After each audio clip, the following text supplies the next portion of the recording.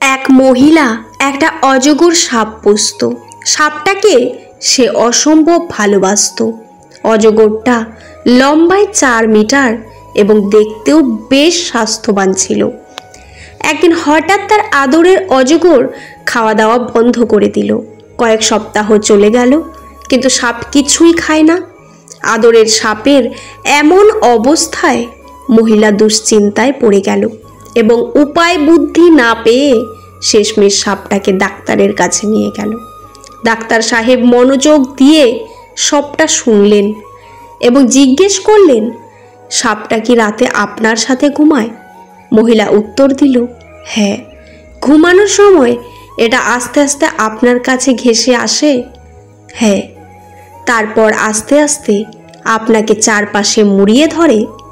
মহিলা বিস্মিত হলেন এবং জবাব দিলেন, এবার চিকিৎসক খুবই ভয়ানক এবং অপ্রত্যাশিত কিছু বললেন। ম্যাডাম, সাপটি আপনাকে জড়িয়ে ধরে, চারপাশ থেকে মুড়িয়ে ধরে, কারণ এটা আপনার মাপ নিচ্ছে, নিজেকে প্রস্তুত করছে আপনাকে আক্রমণ করার জন্য। এবং হ্যাঁ, সে খাওয়া দাওয়া বন্ধ করেছে যথেষ্ট জায়গা খালি করতে, যাতে সহজেই আপনাকে হজম করতে পারে। নীতি কথা, আপনার চারপাশে হয়তো এমন অনেকেই আছে যাদের আপনি কাছের মানুষ ভাবেন, যাদের দেখে মনে হয় আপনাকে তারা অসম্ভব ভালোবাসে। হয়তো আপনার ক্ষতি তাদের প্রধান উদ্দেশ্য। তুমি তোমার ভবিষ্যৎ পরিবর্তন করতে পারবে না, কিন্তু তোমার অভ্যাস পরিবর্তন করতে পারবে, এবং তোমার অভ্যাসই নিশ্চিতভাবে তোমার ভবিষ্যৎ পরিবর্তন করবে। একটি ভালো বই 100 ভালো বন্ধুর সমান, কিন্তু একজন ভালো বন্ধু একটি লাইব্রেরির সমান। স্বপ্ন বাস্তবায়ন না হওয়া পর্যন্ত তোমাকে স্বপ্ন দেখতে হবে। আর স্বপ্ন সেটা নয় যেটা তুমি ঘুমিয়ে ঘুমিয়ে দেখো, স্বপ্ন হলো সেটাই যেটা পূরণের প্রত্যাশা তোমাকে ঘুমোতে দেয় না। আমি চলে গেলে যদি কেউ না কাঁদে, তবে আমার অস্তিত্বের কোনো মূল্য নেই। একজন আহত ব্যক্তি তার যন্ত্রণা যত সহজে ভুলে যায়, একজন অপমানিত ব্যক্তি তত সহজে অপমান ভোলে না। সমস্যায় পড়লেই সমাধানের জন্যে উৎকণ্ঠিত হবেন না, সমস্যাকে তার প্রাকৃতিক প্রক্রিয়ার মধ্যে ছেড়ে দিন। প্রতিটি সমস্যার মধ্যেই নতুন সম্ভাবনা লুকিয়ে থাকে। সাহসী ও ঝুঁকি গ্রহণে উৎসাহী হন। সুযোগ হাতছাড়া করবেন না। পেছনের দিকে তাকালে দেখবেন, কাজ করে অনুতপ্ত হওয়ার চেয়ে যে সুযোগ আপনি হাতছাড়া করেছেন তা নিয়েই অনুতপ্ত হচ্ছেন বেশি। দুঃখ বিলাস বা কোনো কিছুই ভালো না লাগা আলস্যের একটি রূপ।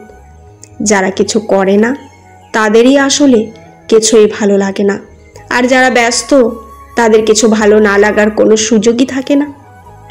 হেসে কথা বলুন, এতে আপনি শুধু নিজেই আনন্দিত হবেন না, অন্যরাও খুশি হবে।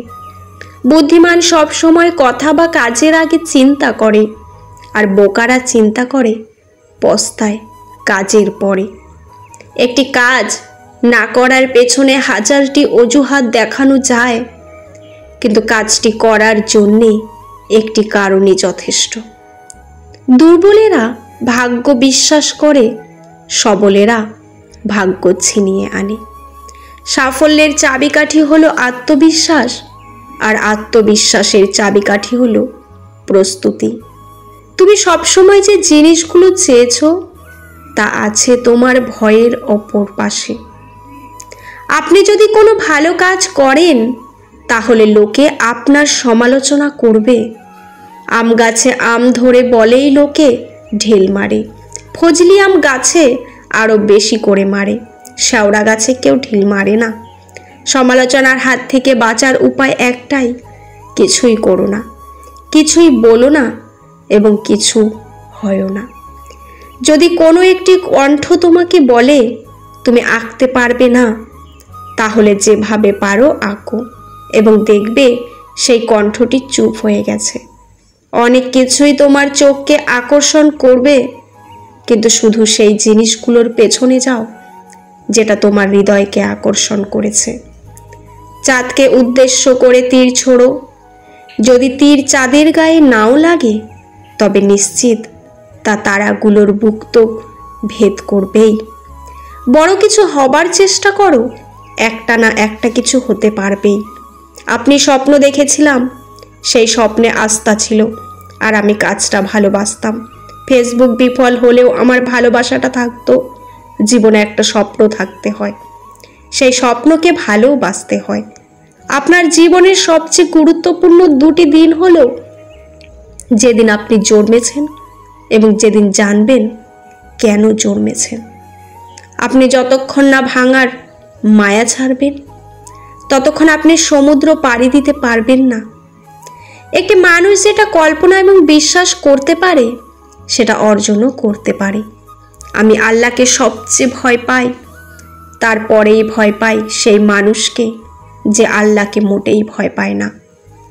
এই পৃথিবীর সর্বশ্রেষ্ঠ শিক্ষক নিজের বাবা।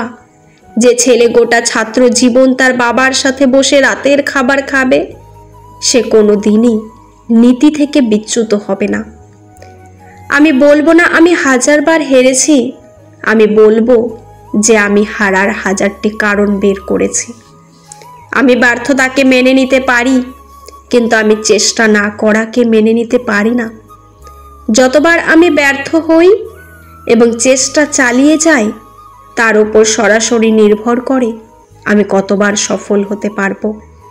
আপনি জীবনে যা চান তা আপনি পেতে পারেন, যদি আপনি অন্যদেরকে তাদের চাওয়া নিশ্চিত করতে সাহায্য করে থাকেন।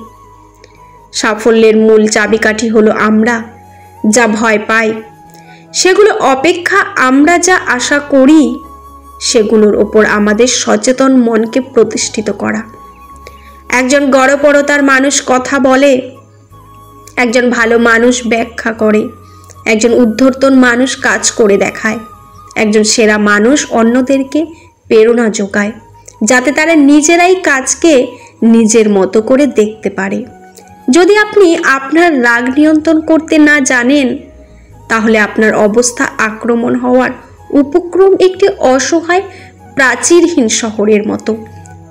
আপনি যে নতুন একটি কাজ হাতে নিয়েছেন, তার উপর ভিত্তি করেই সত্যিকারের সিদ্ধান্তের মাপকাঠি ধরা হয়। যদি হাতে কোনো কাজ না থাকে, তাহলে আপনি এখনও আপনার সত্যিকারের সিদ্ধান্ত গ্রহণ করতে পারেননি। নিজের থেকে বড় কিছু তৈরি করার জন্য আপনার মধ্যে সব সক্ষমতাই রয়েছে।